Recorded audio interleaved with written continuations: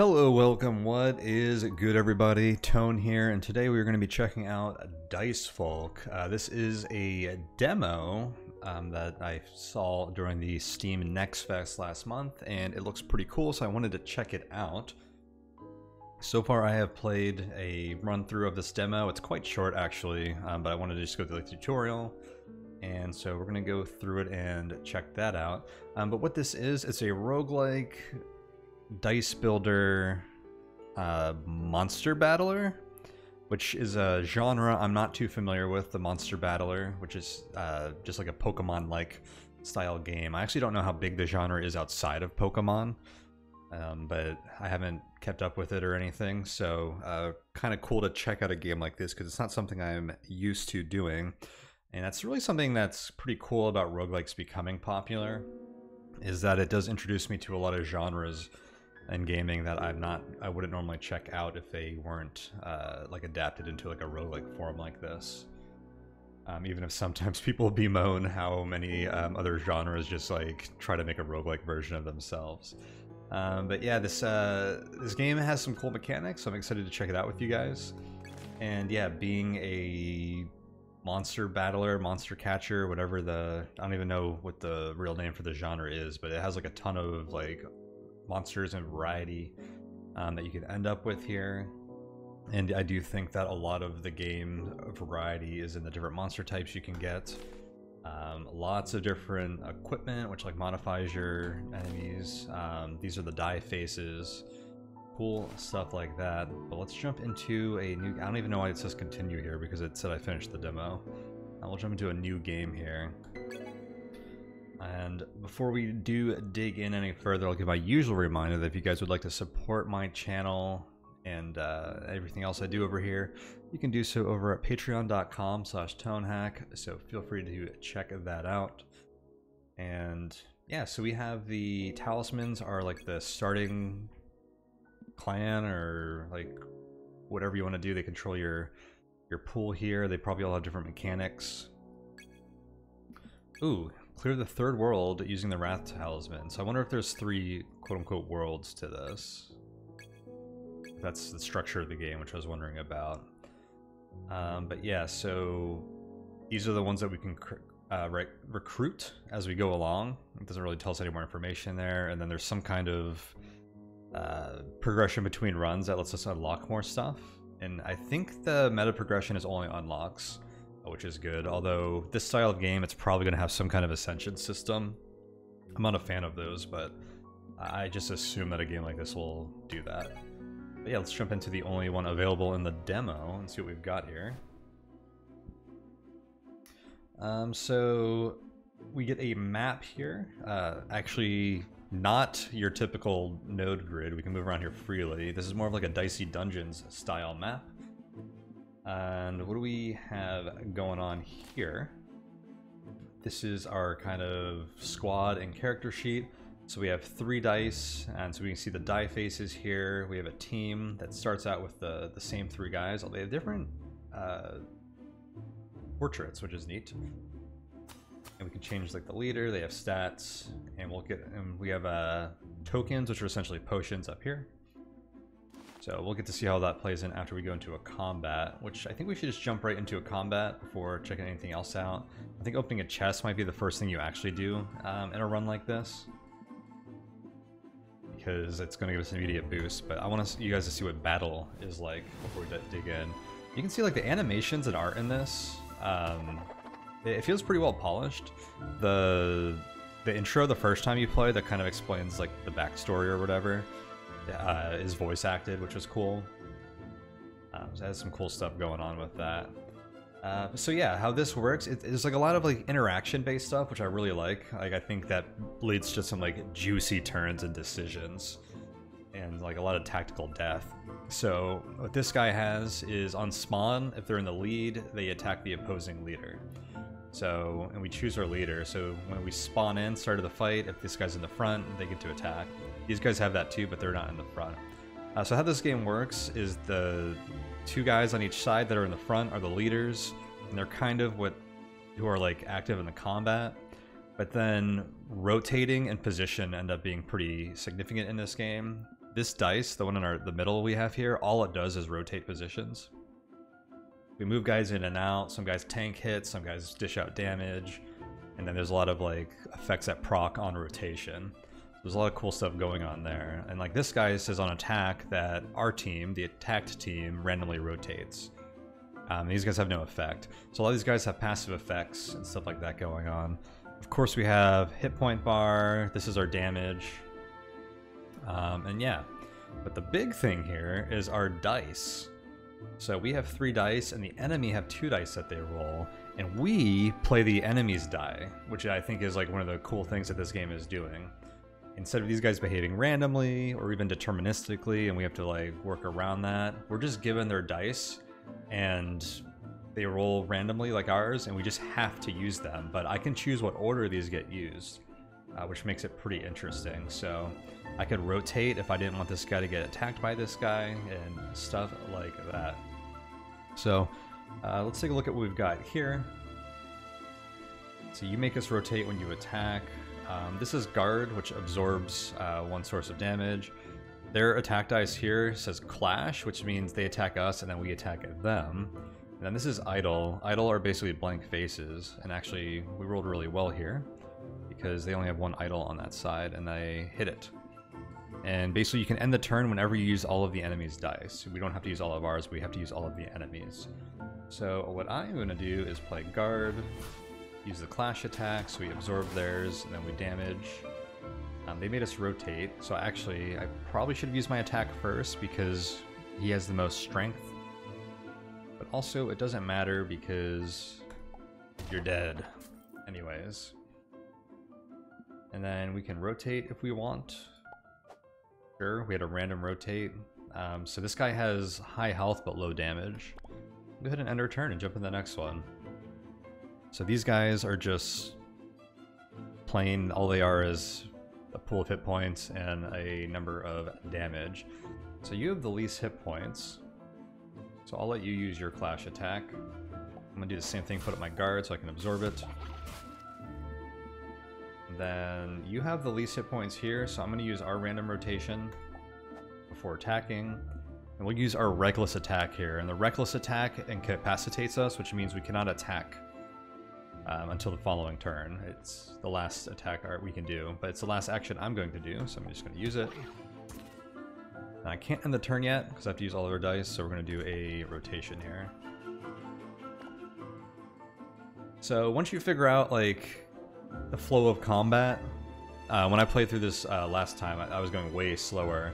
It's pretty fluid to play, which is cool, but there are like a lot of interactions. We're just using like the most plain Jane monsters here, but you end up doing like all kinds of stuff, like once we get status effects and other passive effects, and these guys have nothing, like rotating becomes like really impactful, and the order you do things becomes impactful, and it makes for some like really interesting turns, I think.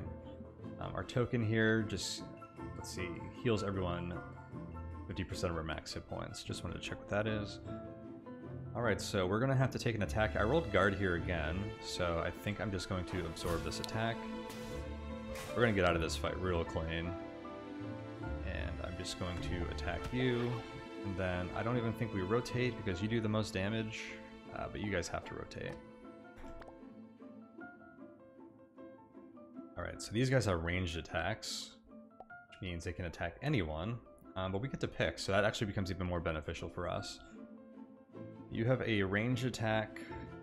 Dude, we have a guard again. How many guards? There's only one. I rolled it 3 turns in a row, but it's only a 1 in 6 chance to roll this. It's insanely lucky, actually. I'm just going to keep absorbing your attack and just never take damage. How about that? Let's go ahead and attack the guy in the back because you have more damage. And I still see no reason to rotate, but you guys could rotate.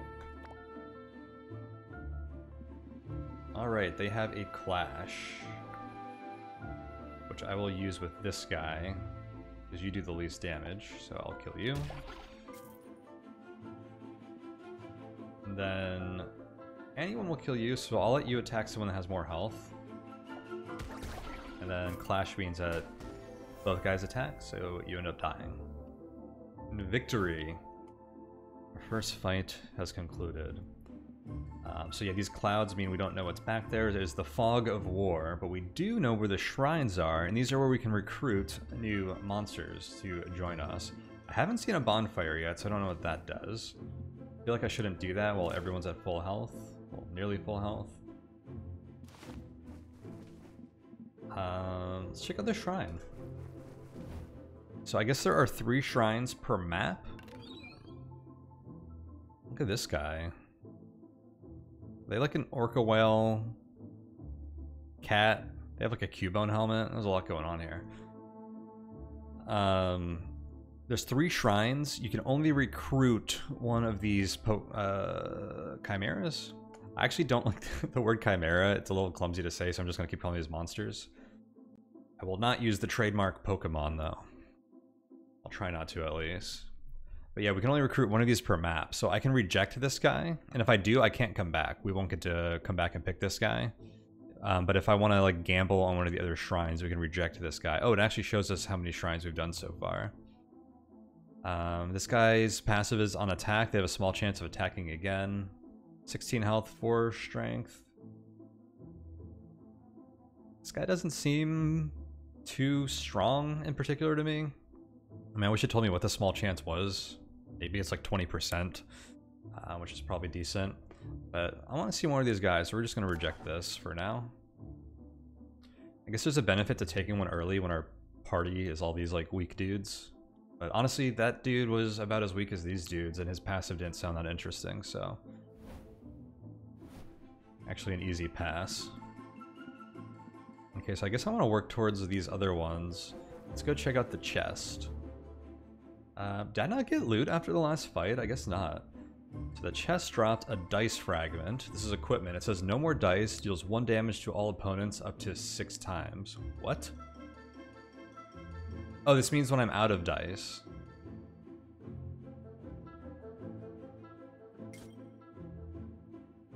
I'm confused at how this works, so I'm just going to put this on someone. Sounds really strong. Does it mean every turn at the end of the turn? Maybe I don't understand what no more dice means, but we'll just throw that on someone. See how that works. Brood berries. I don't know what that is, but before when I hit a chest, there was some kind of berry in it and it healed everyone, so I assume that heals? Maybe we want to get into some combat first? But maybe they have other effects than just healing. Alright. We have you, we've seen you before, you rotate our team around, and what are you? Soulmate. On attack, loses 1 strength for the rest of battle. Interesting. So they start tanky, but they lose strength every time they attack. So you have the least health, or the least attack strength, so we'll want you to attack our guys.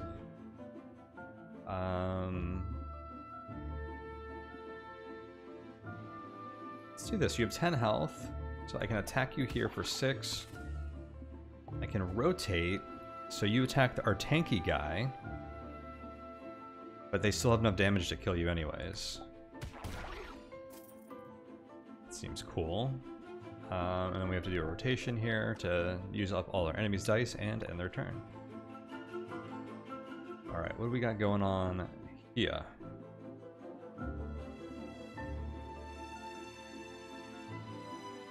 You have 16 health, so attacking with a stronger guy sounds worthwhile. We'll rotate. I'll attack you with this guy. This is our strongest guy. I use the clash attack, which is going to rotate us, but it means we get to attack with our 6 damage guy first. And then I have to use all their dice, so they're going to get a free rotation here. And the turn. Enemy ranged attack. That guy's going to attack anyone. I'd actually rather have you attack because you have less strength. You have the least strength.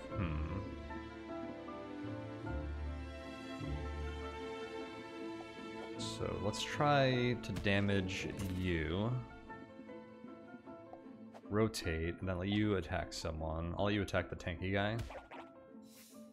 So when the enemy rolls range, it's actually like beneficial to us because we can choose who on our side takes damage, which is kind of interesting. Alright, well I got a guard up. This is my tankiest guy.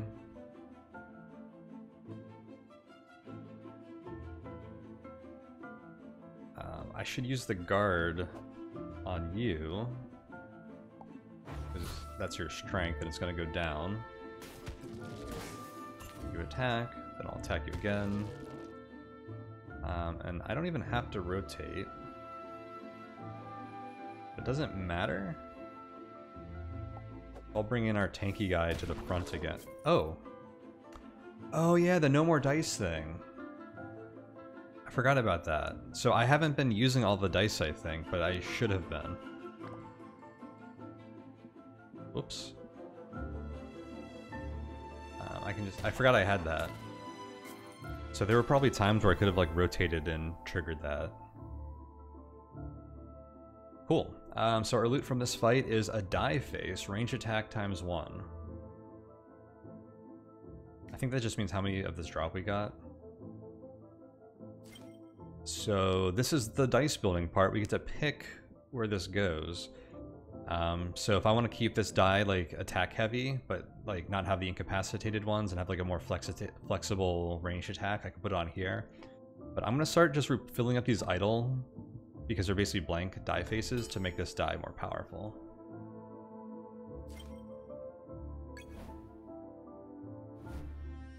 Cool.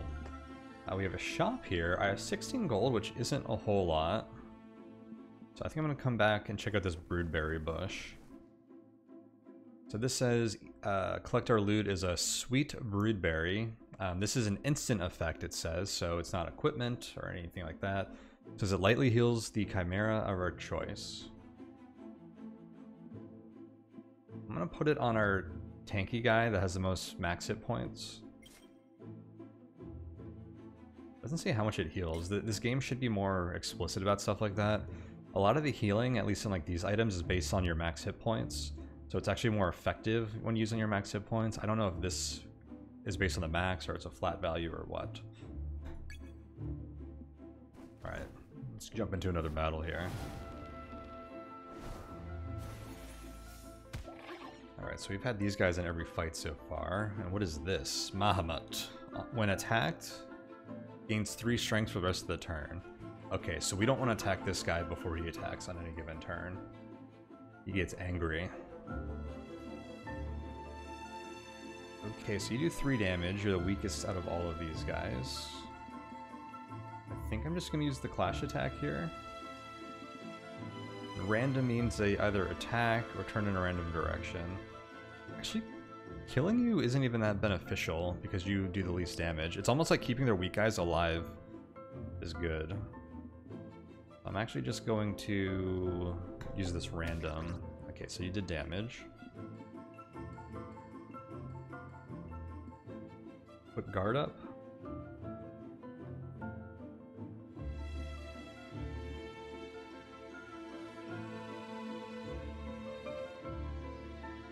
Yeah, we'll put guard up and use your clash attack. Use my reckless on you. You get strength boosted, but that's going to go away in the turn. And I'm going to use my random rotation. A, because you're at low health, and B, because it should trigger that damage thing. That's actually a lot of damage. Attacks everyone. That sounds like such a strong item. I don't know if I like the item because the effect seems like something you're going to do every turn anyways. Like, I guess if you don't want to rotate, sometimes it's going to force you to rotate, but that turns your rotate into like really good AoE damage, so that seems beneficial.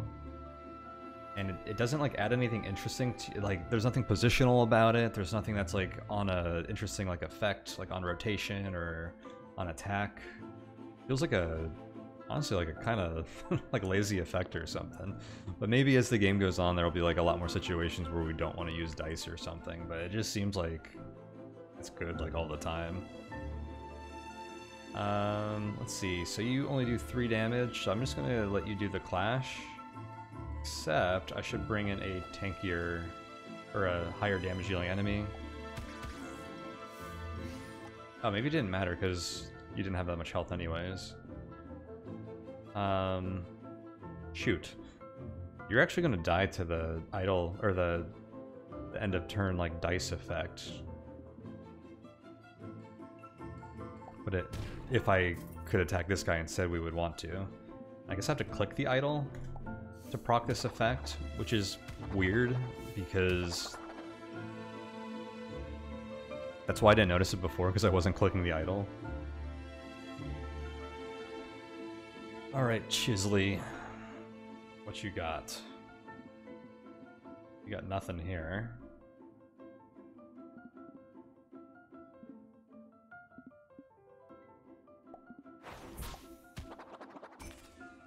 This all rotates just so I can trigger this effect, which might even kill you if we're lucky. Not quite. Alright, and we go for the kill. I like the confetti at the end of the fight. We're in like the middle of a field. We get confetti. We found the boss, so this is what we need to do to win. But let's go see if we can recruit a chimera here. We got, it's like a swordfish. Glavictus. When an ally attacks, if not in the lead, attacks the same target as ally once. This sounds cool. Let's recruit him. We will replace. Seems like there is a benefit to replacing the guy who's taken the most damage. But you're also the most damage dealing. I'm gonna replace the guy that has the lowest strength, because then because you have low strength anyways. We're not losing quite as much there. We also we did get rid of the tankiest guy, but I'm okay with that for now. I don't think this is the other thing with this item. It doesn't matter who's holding it. That's how, like, I feel like this is a sign of like a bad item to me. It literally doesn't matter where it's at. I guess you don't want it to be on someone that's gonna die, but other than that, like, yeah, not that interesting to me. So this shrine does nothing now, because you can only use them once. 24 gold. Right, check out the bonfire, because you're at low hit points. Try one more battle first. Our other guys are at high hit points. I don't even know if the bonfire heals you. Ooh, that's a cool combo. So we got our free attack, and then this guy attacks again. So this guy's new. On attack, they steal 1 gold from the target, so we want to avoid them attacking us. Although, they do the least damage, so we can kind of trade gold for taking less damage. But I'm going to try to hoard my gold so we can go to the shop and have some fun. Let's see, we have guard, rotation, attack.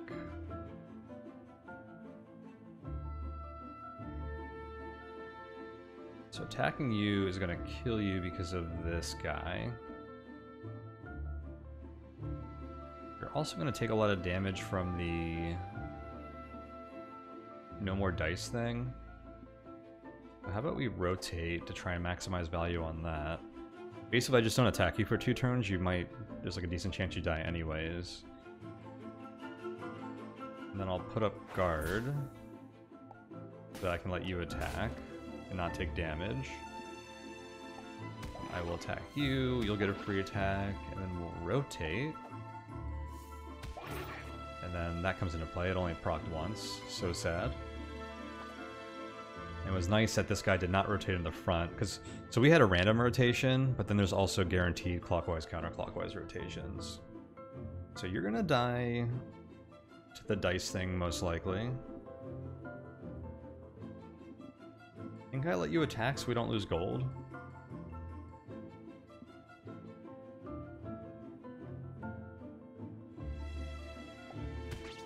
If this guy ends up having to attack us, we rotate first. I'm gonna rotate you out.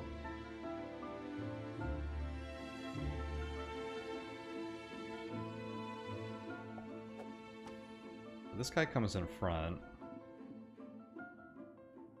So you're gonna die to our attacks because this guy gets attacked. This is really strong, having an extra 3 damage when this guy's not in front. And I'm gonna hit you. And then we get our AoE thing. One more? Yep. Cleared him. These fights are all like really easy. I haven't seen this either, Abandoned Tent.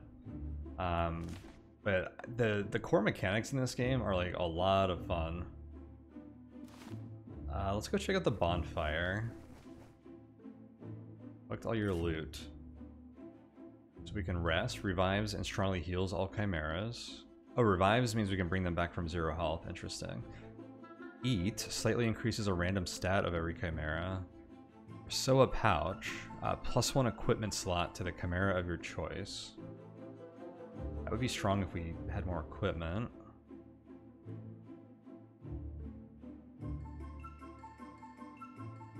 I think we eat. Oh, everyone got health and hit points. I thought it was gonna do like one or the other.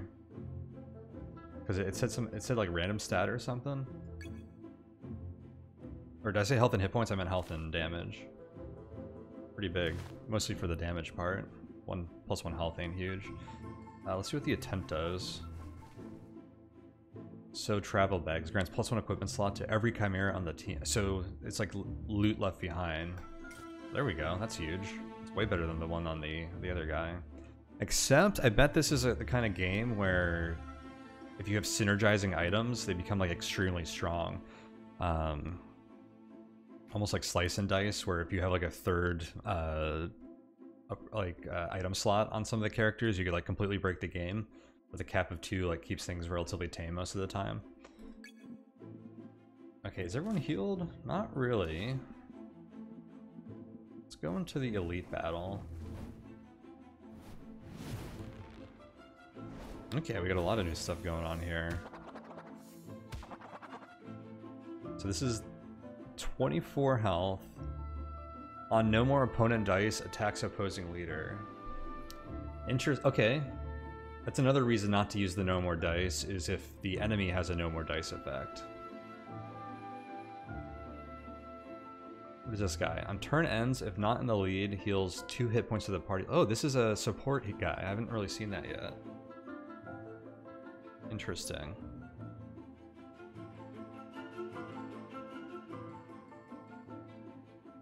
So, do I want to take this guy's 4 damage?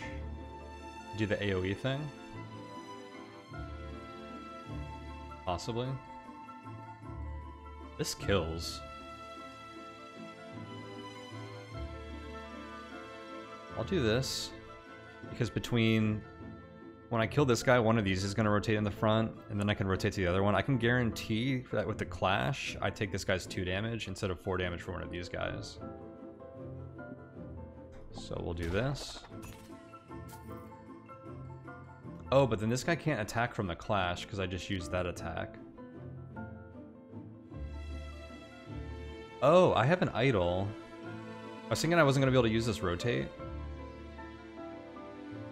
But I have an idol, so I can choose whether or not to do the no dice thing.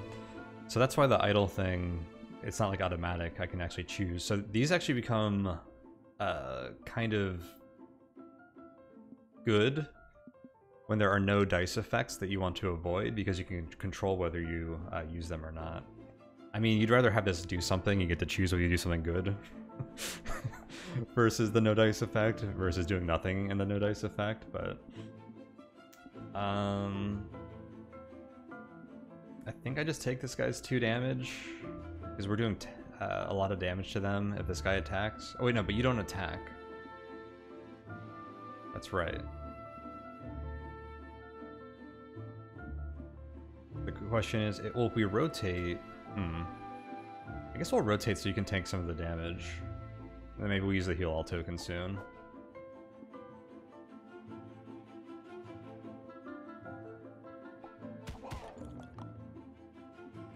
And then we have to rotate you guys. And do we want to proc all of the effects? Not really, because now we're just doing random damage to these 2 guys. Take 4 damage. I think we can skip that to save the 4 damage. We ended up with this guy in front, so this guy healed no one. Alright, how do we want to do this?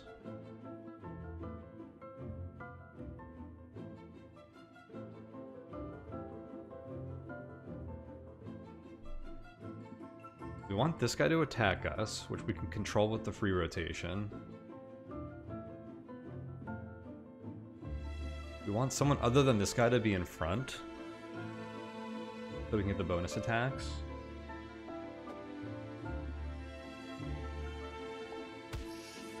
Now I want to try and kill this guy. So we'll do that. We'll rotate this so the weakling can hit us, and also this guy's doesn't proc when he's in the lead at the end of the turn. And we can choose whether to proc all of the no dice effects, which I'm not going to do. So I think we can get through this fight pretty well without taking 4 damage from this guy unnecessarily. Alright, so I'll play Clash on you, because you only do 2 damage.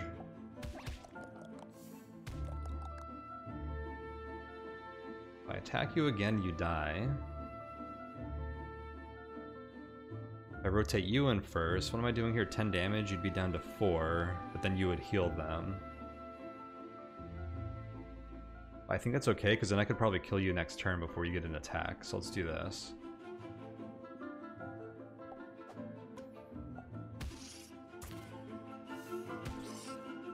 And I'm not going to rotate, because I don't want this guy in front. He's really valuable not being in front. So you heal, but you still only have 6 hit points, which makes you easy to kill. I'll do right now.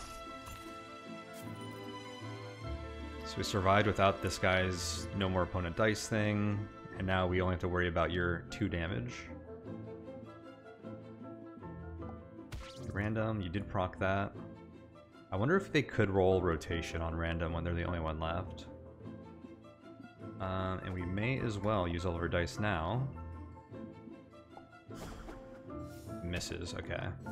So we can proc this. Ow. Maybe that would have been worth it if I did earlier if I could roll like that. This should be an easy kill. Cool. Victory. Alright, lots of loot from the elite battle. Let's see. On spawn, gain guards. There's like a free guard. We'll go ahead and put that on the guy in front. Another heal token. Energy shock times 2. This is without attacking. The leader deals an amount of damage equal to its strength to the opposing leader. So it seems like this is just an attack that doesn't trigger attack effects. So do we have 2 of these to spend, or does it attack twice? We have 2 of them, okay. I think I'm going to fill up these idols. When I come back to this screen, I can never tell if these are taken or not. That needs to be more clear. This game feels like it could be very interesting if you had more than 3 on your team. Like if there were 4 or 5 on your team and the enemy team, or maybe even just the enemy team is the only one that needs more monsters to because I feel like with the rotations, like once you take one monster out and you can really burst them down sometimes, then rotation is guaranteed to go between 2 guys. When it's a lot more interesting when you have the random and counterclockwise and clockwise ones when it does more than just the same thing every time. So I wonder if that comes into play. It doesn't look like our team gets longer just looking at the UI here, but maybe the enemy team will. Okay. I think we should just go do the shop and then the boss. You guys want to see what's behind this? I don't think we need to. So we have 41 to spend. The burn token inflicts an amount of burn equal to the ally leader's strength on the opposing leader. Oh, burn's a status effect. Let's see. When attacked, an affected chimera takes an amount of additional damage equal to burn value. That's huge. Probably amazing against the boss. And we have this guy, which means one attack becomes 2 attacks when we inflict burn twice, I assume. That could be very good. This fully heals a ally. This is a small die that only lasts for 1 battle. Look at the die on the face on the right. It's like a clown.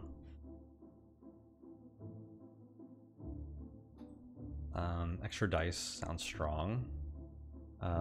See down here, equipment, wired bat, passive +1 strength, and an attack inflicts 3 bleed on the target. Bleed, every time its team rotates, an affected chimera takes an amount of damage equal to bleed value. Interesting, things are rotating all the time. Let's see. Master Obi, no more dice, gains guard. We are already incentivized to have no more dice. This means every turn we just use all the dice and apply guard to someone. That could be very good. Silver darts on spawn gains +5 strength for the rest of battle. On attack, it loses 1 strength. Oh, so after like 5 attacks, this starts to become a negative, it sounds like. Interesting. I was like, dang, we put this on this guy, we get a ton of damage, but he's probably gonna attack way more than 5 times. So I have 41. Can I pick up this in like both of these? No, I'm gonna be just shy. I could pick up both of these and this. I really want this burn token, so I think I'm gonna grab this and then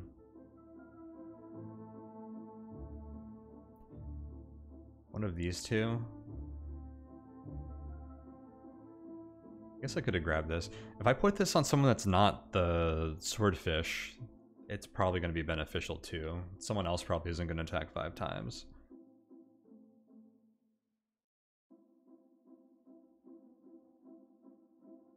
Let's take the wired bat, put it on our swordfish. He's going to be breaking kneecaps with this thing. I have 17 left, so I could still grab this if I wanted. Sure, why not? I'll just put it on you.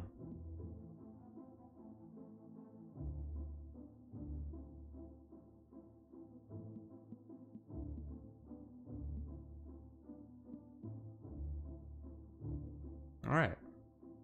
Feel good about this. Let's go into the boss fight.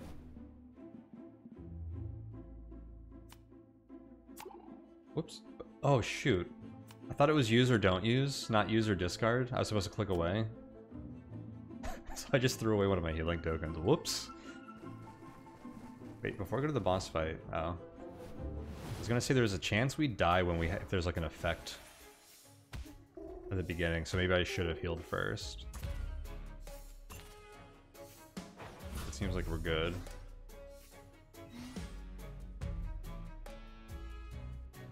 Did you see we got the +5? Wait.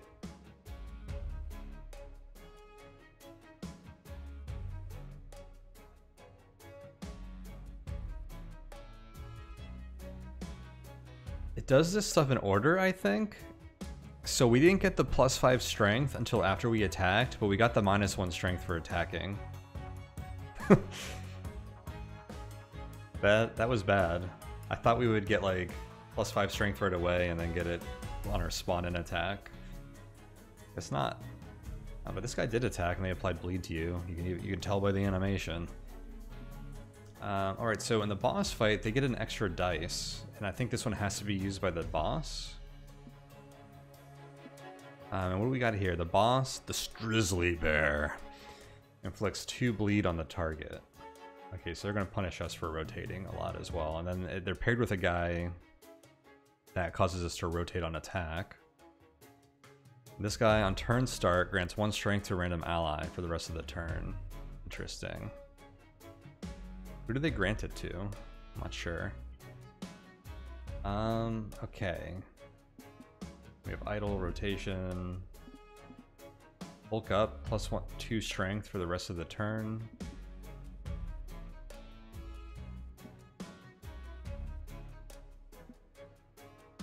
Oh, those darts that gave me +5 strength, or +4, I guess.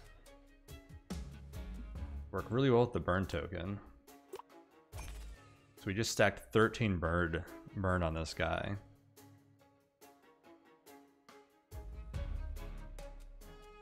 So this guy, are we gonna kill him like first turn? It's gonna be a lot of damage here because they're gonna take burn damage when you attack and when you attack. I wonder if that ticks down when we attack or like at the end of the turn or what. Let's find out.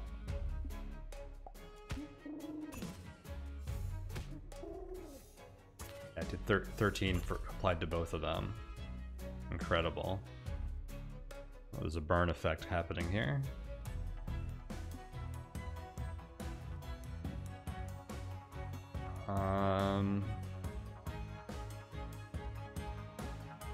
I'll let you attack you.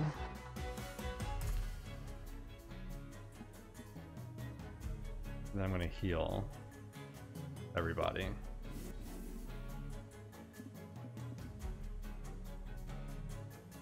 Then we're going to do a random rotation.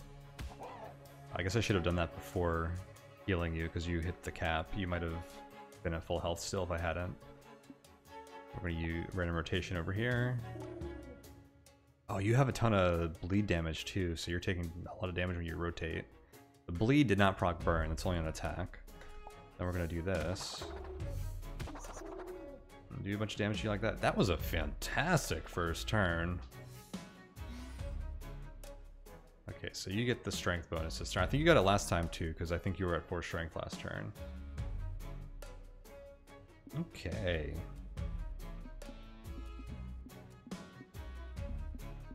I'll do random here, because if we're taking damage from one of you guys, then we want it to be this 3 damage. Well, I guess we rotate you guys first. Because then you're going to get hit. Okay, so it rotated instead of attacking. That's good for us, because I think we can just kill you.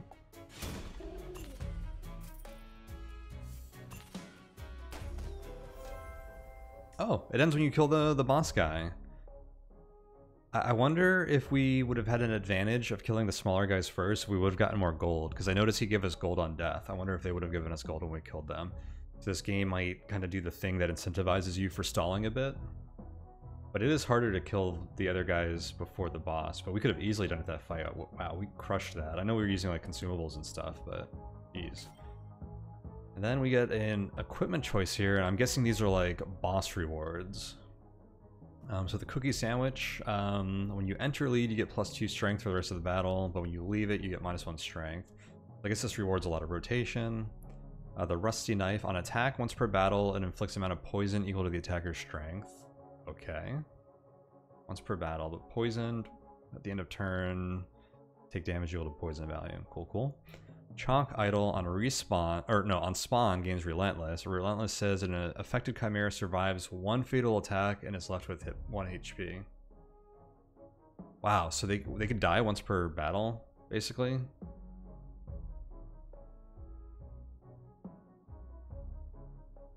I don't like the rusty knife. Let me throw it on you.